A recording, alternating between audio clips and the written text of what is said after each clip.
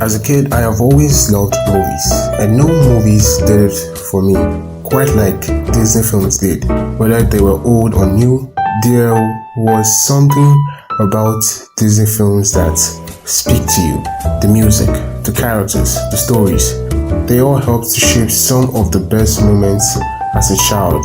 But what I always found interesting is the history behind the films, how the era they came out influenced their themes and meanings. So now I will be exploring just that.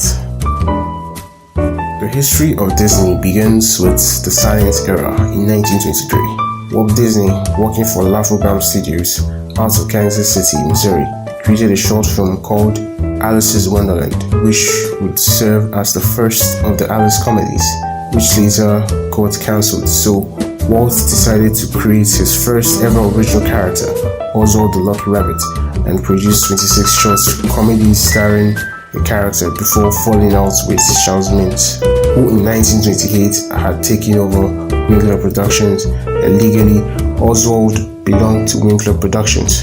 So he took the character and started a new animation company, Snappy Productions.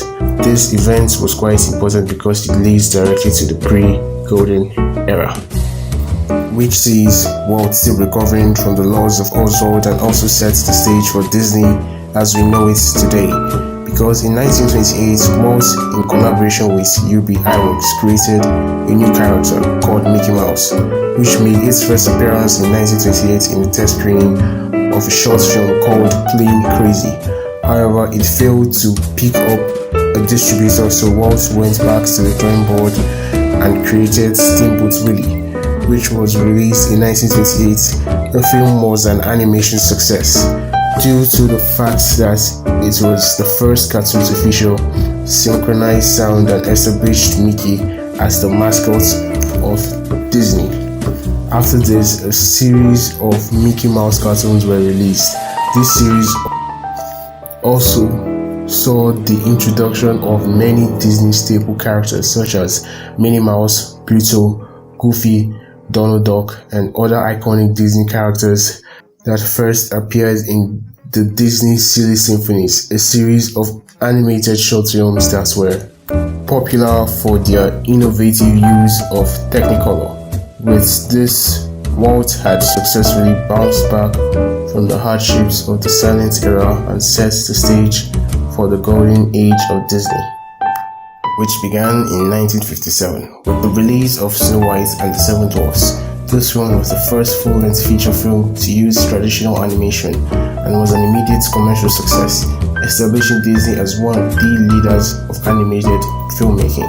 Other films that were released during this time included Pinocchio, Dumbo, Bambi. Although all of these films would go on to become classics at the time of their releases, only Snow White and Dumbo were considered commercially successful. What made this time considered the golden age wasn't the commercial success of these films though, but rather the trends they created in terms of Disney's filmmaking.